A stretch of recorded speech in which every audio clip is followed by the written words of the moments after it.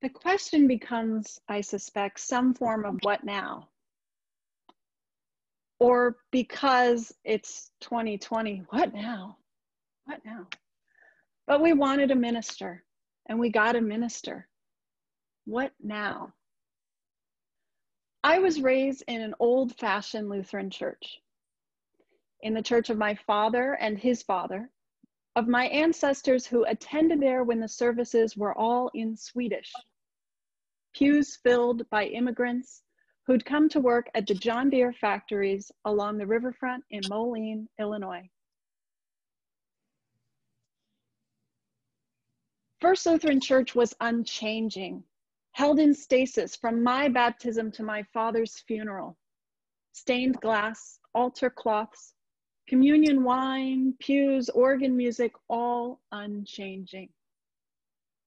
My childhood clergyman, Pastor Samuelson, held the position for so long, I was convinced, seeing his face standing alongside every confirmation class photo in Ministers' Hall, from my father's era to mine, that he was as timeless and all-powerful as God himself. I was raised in a church where the minister was, for all intents and purposes, the church. We arrived on Sunday morning for the service. We received the message, along with communion, at the altar rail from the hands of the minister. There was an easy ritual to it all.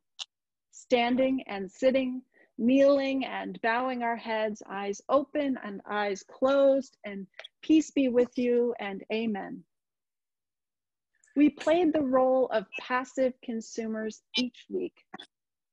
Our spiritual life was carefully packaged and lovingly delivered by the minister. All we needed to do was to show up to receive it. As Unitarian Universalists, however, the role we are called to play in our own spiritual development is active and individual. We are not bound together by a common set of beliefs, but rather by the intentional act of covenanting with one another to build and sustain a spiritually supportive community. We choose to be together. We opt in through covenants to act in concert. Our ministers lend their hands, their training, and their expertise to our efforts and common goals. We make the choice every day to walk the journey, to do the work together. We are not bound to each other by a book or by a single person. We are inspired as a congregation by a shared vision, a shared mission, and shared covenants with one another. As we refine our vision, our mission, our covenants, we can focus our energies towards achieving the goals we hold in common. We share the load, a shared ministry, because we've chosen to journey together toward the land of living our best ideals. It will take all of us giving the best of who we are to get there. Now that we have Reverend Ed coming to us, I hope you know the true work for all of us for First UUPB will begin in earnest as we build collaboratively for our future. Reverend Ed has said of his ministry that it is most important to him to walk with people as they experience the mysteries of living. To walk with, alongside.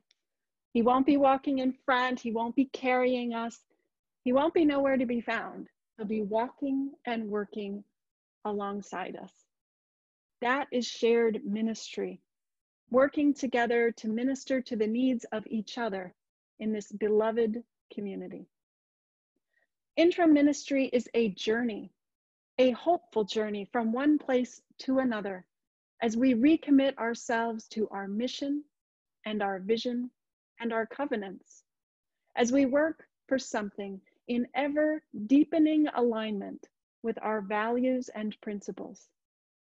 And we must all pack a little bag and come along for it to be a success.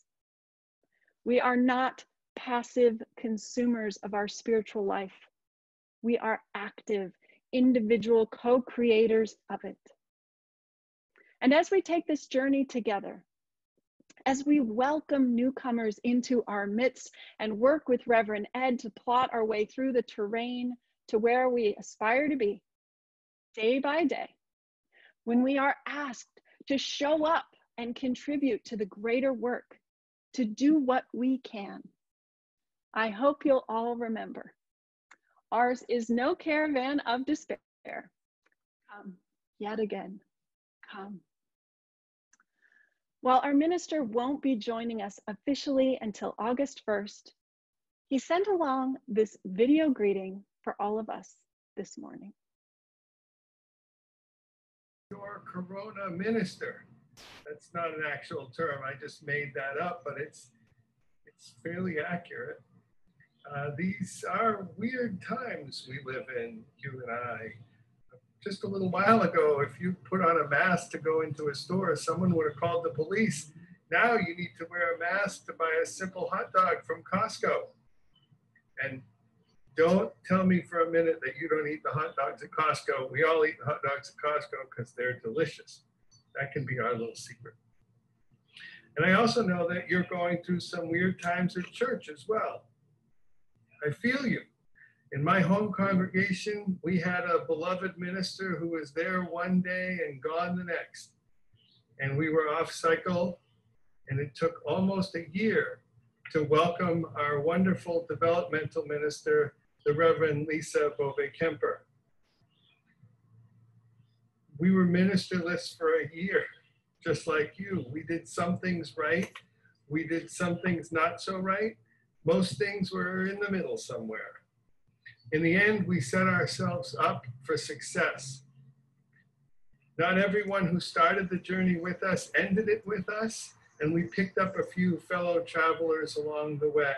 And in the end, we're bigger, we're happier, and we're thriving. And we're still working on what it means to us to realize that what got us here won't get us there. I'm looking forward to walking this journey with all of you. I'm looking forward to the things we do right. I'm looking forward to learning from the things we maybe do not so right. And I'm looking forward to enjoying every step of the way with you. This is a big time for you, and I'm happy that you chose me to be there with you. We can do great things together, and we will. Thank you very much for this moment, and I look forward to meeting all of you soon. Thank you, Reverend Ed. We're looking forward to your presence in August. Our final hymn is number 123, Spirit of Life. The words will appear on the screen. And when the accompaniment begins, please lift your voices in song.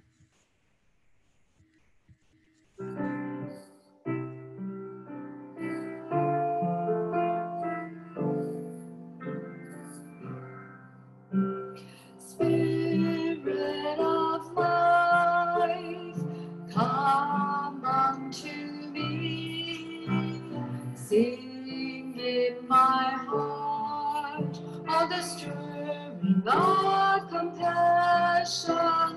Blow in the wind, rise in the sea, move in the hands, giving life the shape of justice.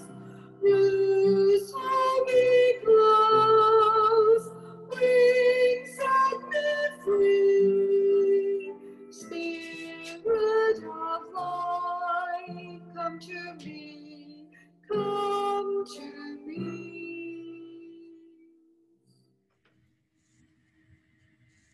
We extinguish this flame, but not the light of truth, the warmth of community, or the fire of commitment. These we carry in our hearts until we are together again.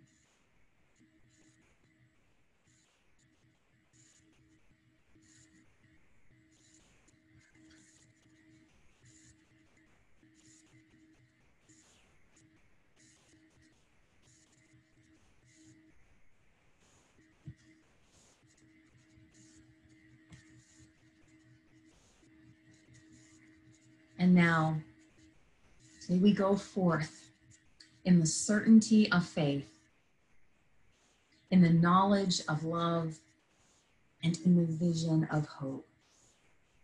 And in our going, may we be blessed with all good things on this day and forevermore. May it be so.